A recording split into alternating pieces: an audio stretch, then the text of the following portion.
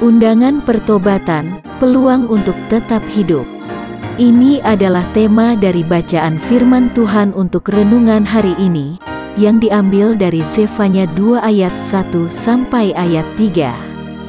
Semua peringatan akan penghakiman dalam bab sebelumnya, harus dipahami juga sebagai satu kesempatan. Kesempatan ini adalah peluang berharga, karena di dalamnya terkandung harapan untuk tetap hidup.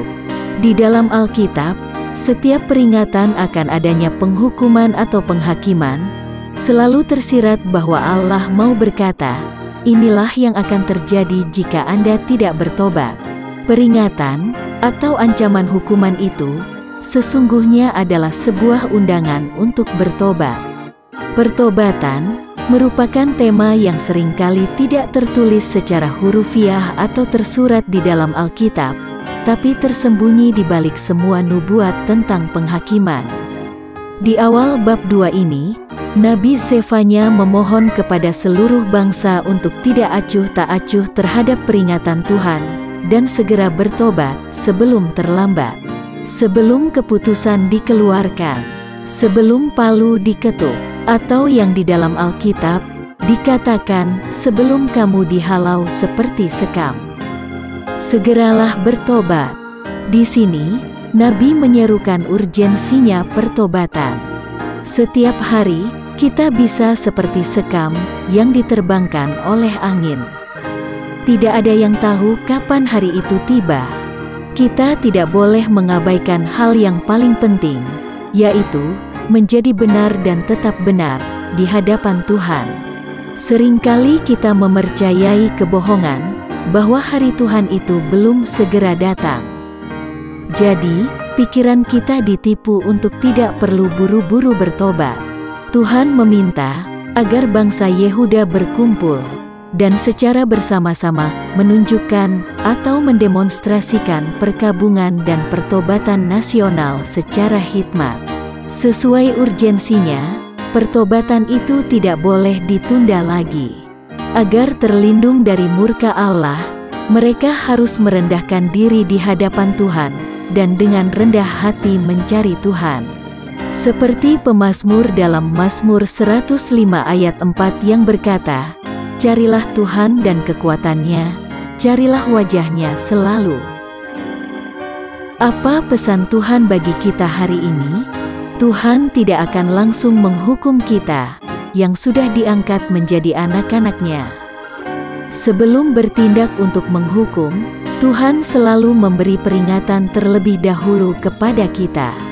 Setiap peringatan dari Tuhan selalu memiliki dua opsi kepada kita, yaitu kita acuhkan atau kita perhatikan dan hargai, yang harus segera ditindaklanjuti dengan bertobat untuk bisa menghindari hukuman itu.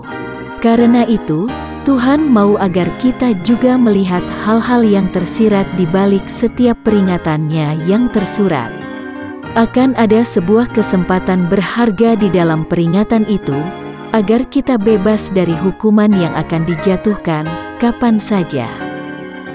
Tuhan Yesus sudah memperingatkan bahwa alat penampi sudah di tangannya untuk membersihkan tempat pengirikannya dan untuk mengumpulkan gandumnya ke dalam lumbungnya, tetapi sekam atau debu jerami itu akan dibakarnya dalam api yang tidak terpadamkan. Baca Lukas 3 ayat 17. Tuhan Yesus juga memperingatkan agar kita senantiasa berjaga-jaga sambil berdoa, supaya kita beroleh kekuatan untuk luput dari semua yang akan terjadi itu, dan supaya kita tahan berdiri di hadapan Anak Manusia. Baca Lukas 21 ayat 36. Hari Tuhan itu bukan hanya hari penghakiman, tetapi juga adalah hari keselamatan bagi yang mau mengambil kesempatan untuk bertobat, dan dengan rendah hati mencari wajah-Nya Tuhan. Yang harus kita aplikasikan dalam hidup kita adalah sebagai berikut. 1.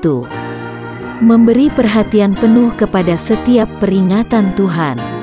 Jika kita sempat melanggar perintah Tuhan, segeralah bertobat, mumpung masih ada waktu untuk bertobat sebelum terlambat.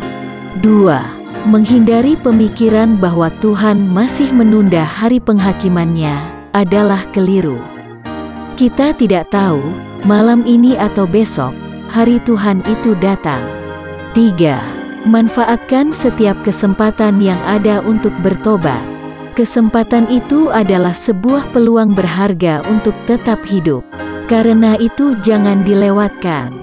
4. Berusahalah untuk mengikuti ibadah di gereja, di mana sebelum firman Tuhan disampaikan, selalu disediakan waktu untuk secara berjemaat, kita menaikkan doa pengakuan dosa, dan sesudah firman Tuhan disampaikan, kita bersama-sama berdoa syafaat bagi orang lain, bangsa dan negara.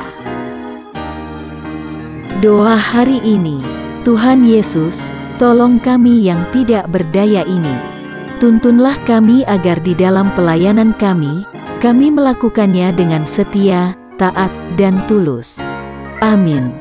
Kiranya Tuhan menguatkan kita dan kasih karunia Tuhan Yesus menyertai kita.